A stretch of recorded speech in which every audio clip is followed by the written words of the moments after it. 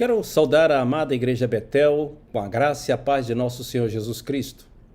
Nesta ocasião, eu gostaria de abordar com os irmãos um tema sobre a palavra de Deus, a bênção das várias traduções da Bíblia.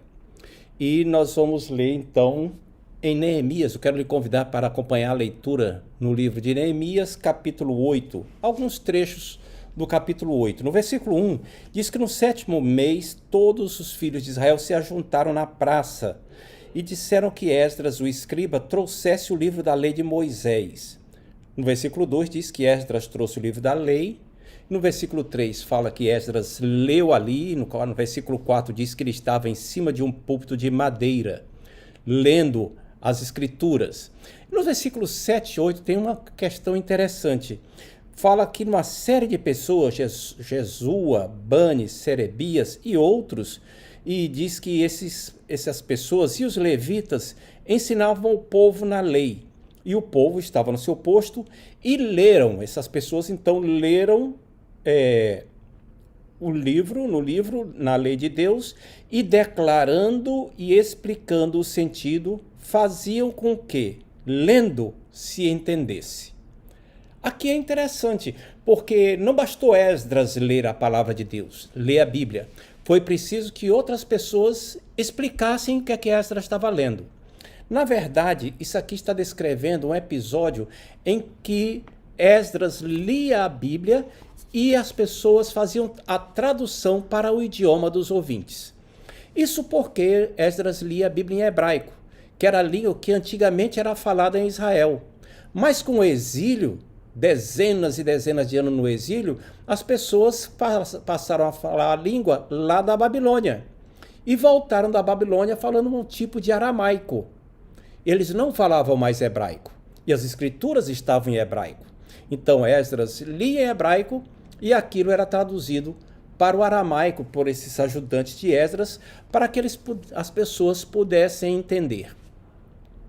Isso aqui mostra a necessidade de nós termos traduções da Bíblia para podermos entender. É claro que você sabe disso. Você não adiantaria ter uma Bíblia escrita em hebraico, ou em aramaico, ou em grego. Você não iria entender nada. Mas a questão é o seguinte: por que nós precisamos de novas traduções, além das que nós já temos? Existem tantas traduções da Bíblia, afinal de contas. Será que nós precisamos realmente de tantas traduções? Sim. São necessárias novas traduções da Bíblia. Primeiro, porque houve muitas descobertas arqueológicas nos últimos 2 séculos. Muitas descobertas. E essas descobertas possibilitaram uma compreensão melhor da cultura e da mentalidade dos povos antigos. Essa compreensão nos ajuda a traduzir o que está escrito. Porque tem muitas palavras que nós não tínhamos correspondente, e faltava um contexto para melhor traduzir aquela palavra. Agora nós temos. Houve também as descobertas linguísticas, como o ugarítico e o acádio, são línguas antigas que são contemporâneas do hebraico antigo. E aí, não do antigo da época de Neemias, mas mais antiga ainda, da época de Abraão, de Moisés. Essas línguas têm palavras cognatas àquelas palavras hebraicas que só aparecem às vezes uma vez só no Antigo Testamento. E agora nós podemos compreender melhor o que está escrito ali. Há uma compreensão, por exemplo, hoje em dia, muito clara, muito óbvia, a partir de descobertas feitas no século XIX, que o grego do Novo Testamento não é o grego clássico. As primeiras traduções da Bíblia para o português eram feitas tentando interpretar o grego do Novo Testamento como se fosse grego clássico, porque se pensava que era o grego clássico. Era estranho, mas se fazia um esforço para traduzir a partir do grego clássico.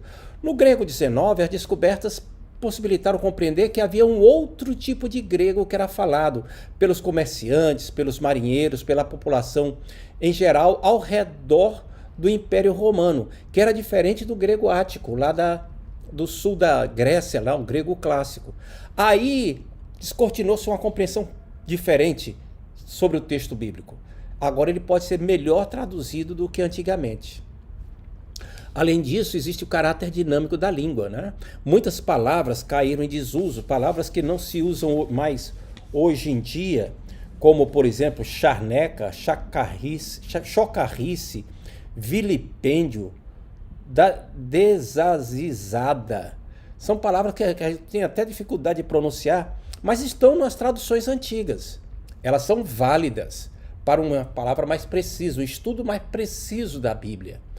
Não é? A Bíblia Almeida Revista e Corrigida tem mais de 8.000 vocábulos. Outras traduções têm uma média de 4, 5.000 vocábulos. É uma quantidade mais rica de vocábulos, porém dificulta o entendimento. Ela é boa, então, para quem vai estudar em mais profundidade para saber alguma coisa com detalhes que fujam à compreensão normal. Ou se a pessoa não tiver uma boa compreensão de hebraico e grego, que é muito raro alguém ter essa boa compreensão. Outras palavras mudaram de sentido, como a palavra jornaleiro, que é sinônimo de diarista, vagabundo, que na verdade significa apenas uma pessoa que andava peregrinando. Hoje em dia vagabundo tem outro sentido, não é? Caridade, se pensa em caridade, se pensa em fazer o bem e ajudar ao necessitado. No entanto, caridade era uma forma de você falar de um amor que se doava. Era um amor desinteressado, um amor que refletia o amor de Deus. Só que a palavra mudou de sentido, não faz mais sentido você falar de que, ainda que eu dê todos os meus bens aos pobres e não tiver caridade, como é que vai dar bem e não tem caridade? Hoje em dia fica complicado isso. As palavras também mudaram, passaram a ter sentidos diferentes, pejorativos. Outra tem a questão da sintaxe contemporânea. Hoje em dia você não fala mais sentenças tão longas, com orações subordinadas a uma oração principal. A gente estuda isso em português, mas não se fala assim. Isso é uma linguagem literária rebuscada, erudita. Mas na nossa compreensão a gente não fala. E, tendo entrado naquele dia, disse aos que estavam presentes as seguintes palavras. A gente até entende, mas tem que parar, ler com atenção. Não se fala mais dessa maneira. Muito bem. As traduções podem variar. Você já notou que existem traduções em português as mais diversas.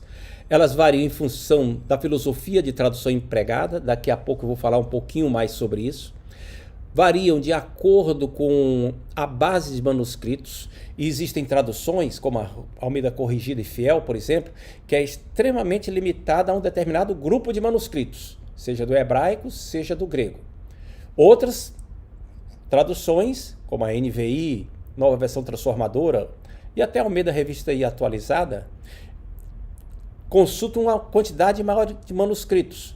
E aí, como é que fica a equivalência disso aí?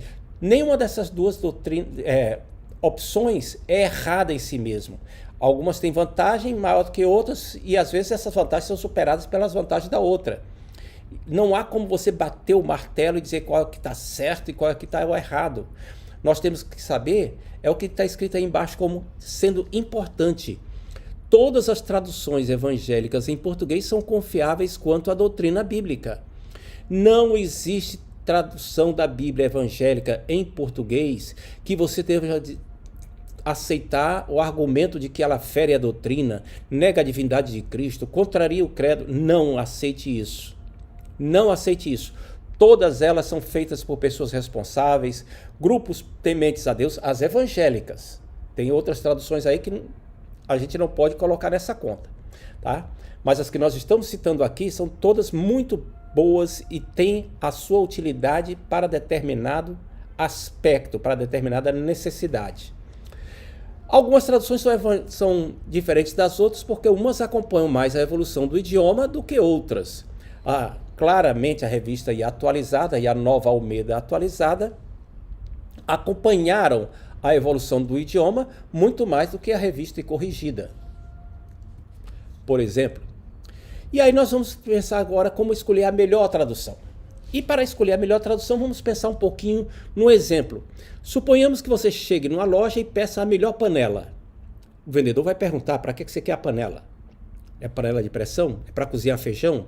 É para ferver leite? É para fritar ovos? É uma panela de grandes proporções, pequenas proporções? Você precisa de uma que tenha cobertura de teflon ou não precisa de teflon? Não existe a melhor panela independente da necessidade. A melhor panela vai estar relacionada com a sua necessidade. Da mesma maneira também o melhor alicate, a melhor furadeira. Tudo vai depender do uso que você vai fazer. Para que você vai empregar aquela ferramenta? A tradução da Bíblia, ela é uma ferramenta para entendermos a palavra de Deus, para saber o que Deus está dizendo para nós. Então, a melhor tradução vai variar de acordo com a minha necessidade, a minha conveniência. O que é uma ótima tradução para mim, talvez não seja para outra pessoa. E mais especificamente ainda, o melhor de tudo é que nós podemos contar com várias traduções para a compreensão da Bíblia. E aí eu posso ler em 2, 3 traduções e o sentido fica muito mais claro, muito mais preciso na minha mente. É como se eu me recusasse na minha cozinha a usar um único tipo de panela. Por que eu uso só um tipo de panela? Por que eu usei um único tipo de alicate ou um único tipo de furadeira, se eu tenho conveniências diferentes e momentos diferentes? E então, para falar sobre a melhor tradução, mais uma vez, relembrando que todas as traduções evangélicas em português são confiáveis quanto à doutrina cristã. As vantagens de cada tradução se relacionam com o melhor uso de cada tradução. É isso que é importante você ter sempre em mente. E então vamos pensar agora a chave mestra para você escolher uma boa tradução para você. A chave mestra é esse seguinte pensamento: uma boa tradução da Bíblia possibilita que os leitores de hoje, você e eu, compreendam fielmente a palavra de Deus com a mesma facilidade com que os leitores originais compreenderam. Tem que ser isso. A Bíblia foi escrita para ser compreendida. E não para você sair atropelando lá. Não. Os profetas, os apóstolos falavam na linguagem que as pessoas entendiam. E nós precisamos entender o que está sendo falado. Mas é claro, então, que eu fico pensando, então quer dizer que essas Bíblias muito difíceis não são boas? Elas são ótimas. Elas são ótimas, mas não para a compreensão em geral. Uma Bíblia como a Almeida Corrigida, Revista e Corrigida, preferida das Assembleias de Deus, por exemplo, ou Corrigida e Fiel, da Sociedade Bíblica Trinitariana, ou até a Revista e Atualizada, tem um vocabulário mais rebuscado, uma compreensão mais difícil um pouco. Elas são excelentes para um estudo mais em profundidade, que depois de você ter compreendido, você vai olhar o sentido exato de cada palavra no texto. É para se fazer uma exegese mais precisa. Isso não é o interesse geral da maioria dos crentes. Nós, a maioria dos crentes, queremos ler a Bíblia e ter uma compreensão do que Deus está falando ali para aquelas pessoas e depois fazer uma aplicação para a nossa vida. Vamos falar um pouquinho então sobre os princípios de tradução da Bíblia. Esses princípios são de equivalência formal, de equivalência dinâmica ou funcional, não é? Existe ainda um terceiro tipo que é a paráfrase. O princípio de equivalência formal, ele se preocupa na tradução das palavras e mantendo a estrutura das formas. Isso aí é uma coisa muito interessante, né? Vai traduzindo palavra por palavra, aí não faz sentido na nossa língua, muda um pouquinho, conservando ao máximo a estrutura da forma, a estrutura da frase original. E aí nós temos muitas palavras no sentido inverso. Por exemplo, entrando Jesus em Cafarnaum, assentou-se, entrou na sinagoga, tomou o livro da lei e começou a ensinar. Então, entrando Jesus, note que eu coloquei o verbo em primeiro lugar, o sujeito em segundo lugar e depois o complemento. Essa não é a maneira como nós falamos sujeito, verbo e complemento. Mas muitas vezes na Bíblia, porque era assim no hebraico e no grego, a formação da sintaxe é primeiro o verbo, depois o sujeito, depois o complemento. E às vezes vem primeiro o verbo, depois o complemento, depois o sujeito. Depende muito da estrutura antiga. Não é a nossa maneira de falar. Mas é isso que a equivalência formal conserva. Como eu já falei, tem vantagens para quem vai estudar em profundidade. Sentido muito exato de algumas questões. O princípio de equivalência dinâmica ou funcional, ele já se prende a traduzir o pensamento de Deus, sendo o mais fiel possível às palavras, mas a tradução visa traduzir a mensagem, o pensamento de Deus. O que é que, se eu fosse falar hoje em dia aquilo ali, como é que eu falaria? Isso é o princípio de equivalência dinâmica. A paráfrase, ela já cuida muito de se dizer apenas a mensagem. Ela não se preocupa tanto com o texto original e às vezes tem até coisas que são diferentes. As paráfrases não servem para fundamentar a doutrina bíblica. Elas não servem para o estudo em profundidade, servem para a compreensão geral do texto. E isso é muito vantajoso. Deixa eu dar um exemplo aqui.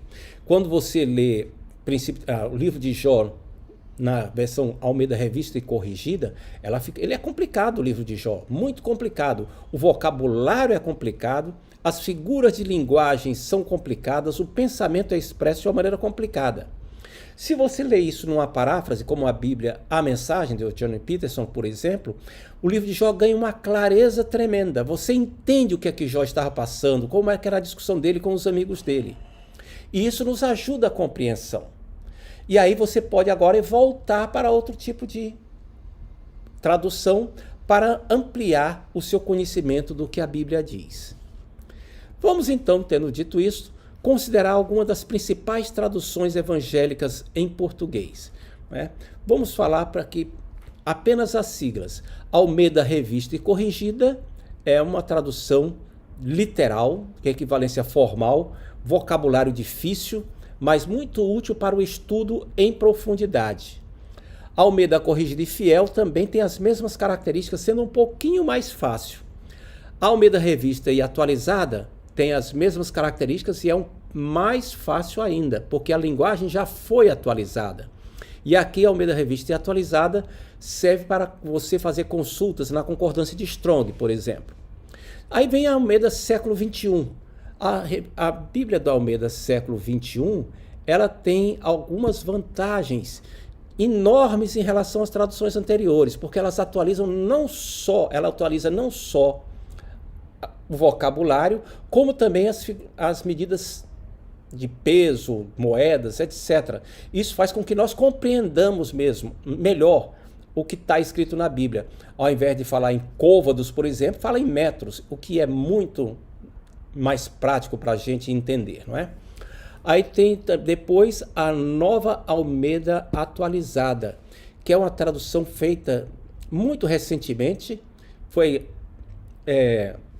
já revista depois que foi lançada, com vocabulário muito mais fácil, igualmente precisa, muito boa também, e faz com que a leitura dela, a concepção dela, é muito boa para ser lida em voz alta. Ela é muito boa para leitura em igreja, assim, leitura devocional. Ela foi planejada para que possa ser feito bem entendida assim. A Nova Versão Internacional é uma versão que é de equivalência formal, que incorpora muita coisa da equivalência dinâmica e de uma facilidade muito grande. A Nova Bíblia Viva, que é uma equivalência dinâmica, às vezes tendendo à paráfrase. A Nova Versão Transformadora, uma excelente versão que traz o pensamento bíblico de uma maneira muito clara. A Nova Tradução na Linguagem de Hoje e a Bíblia, A Mensagem, do Eugene Peterson. Muito bem, vamos olhar como é que elas se situam nesse gráfico aqui, onde é que cada tradução pode ser considerada. E aí você pode observar onde é que você tem uma Bíblia que tenha maior literalidade, que são as versões Almeida, aí do lado esquerdo, e aquelas que têm uma maior facilidade de entendimento do pensamento, que são essas do lado direito. Como é que a gente pode escolher aqui? Deixe-me colocar da seguinte maneira. Note que para a equivalência formal é muito boa para o estudo profundo.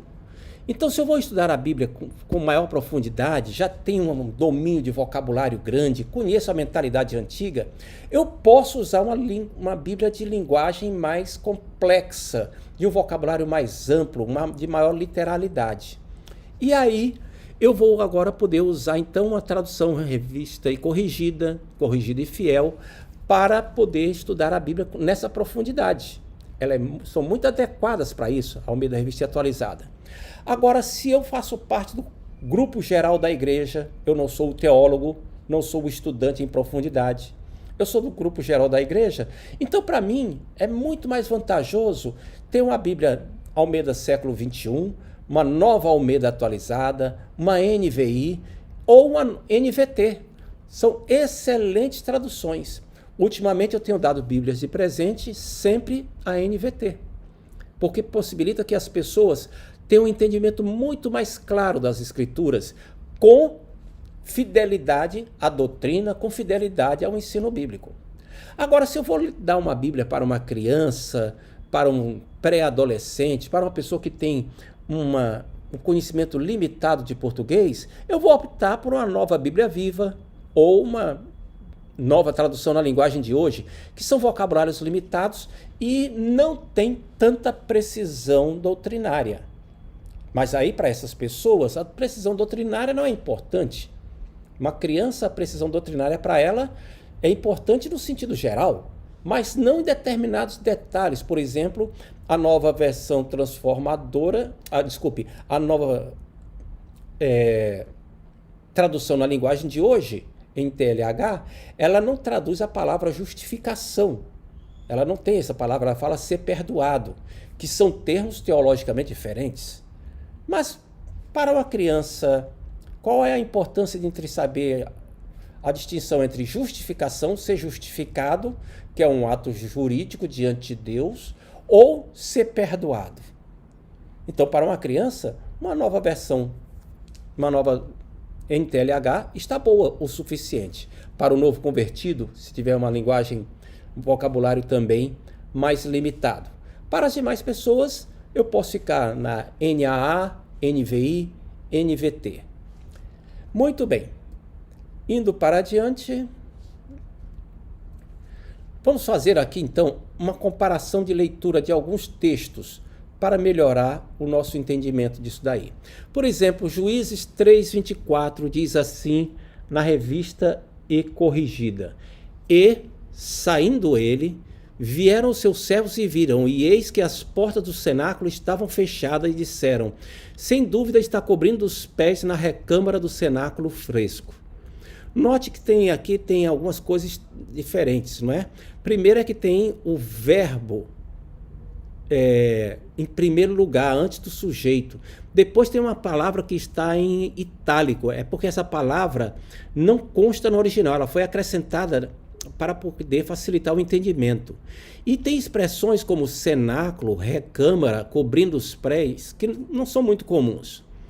A NVI já traduz assim: depois que ele saiu, vieram os servos e encontraram trancadas as portas da sala superior e disseram: ele deve estar fazendo suas necessidades em seu cômodo privado.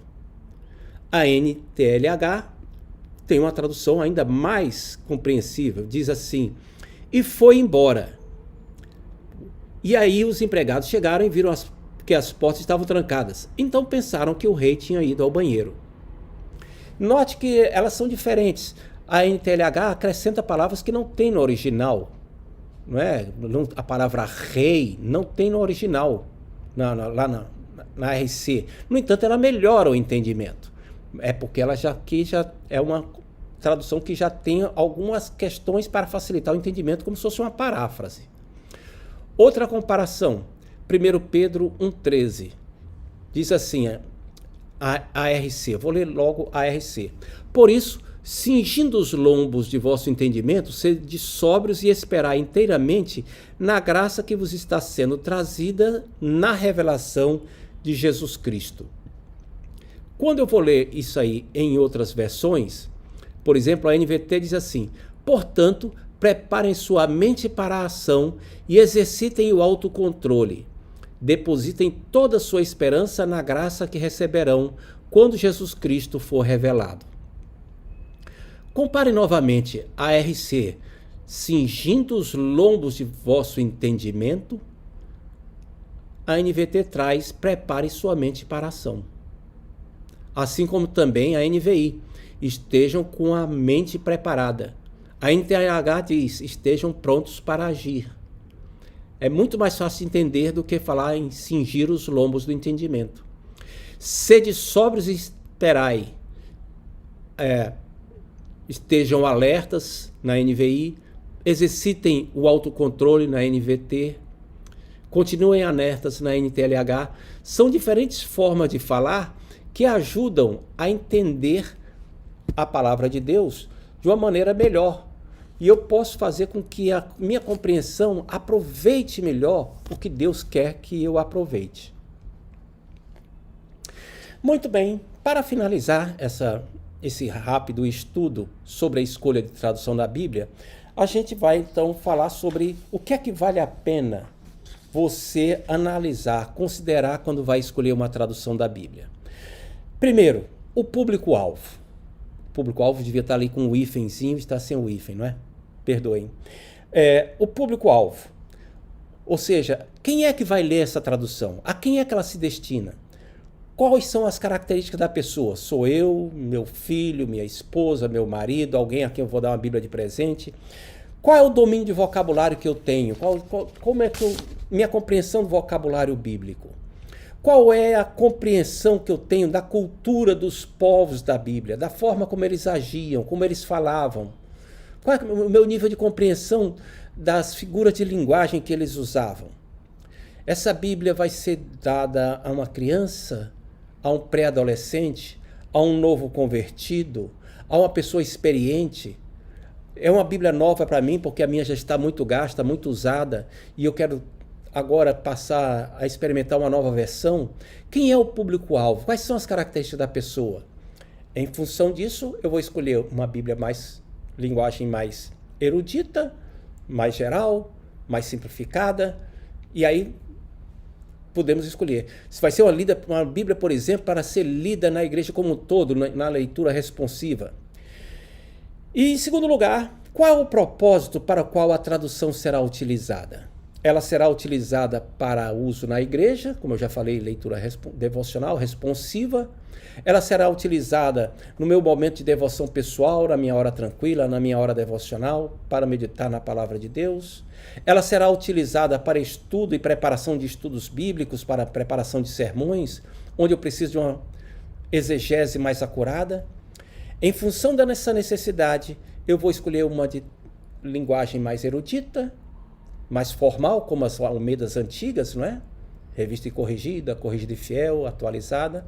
Ou uma Bíblia que atenda às necessidades do povo de Deus como um todo, como Almeida século XXI, Nova Almeida atualizada, que eu quero recomendar muito que você experimente, ou a NVT, que eu também recomendo muito que você experimente.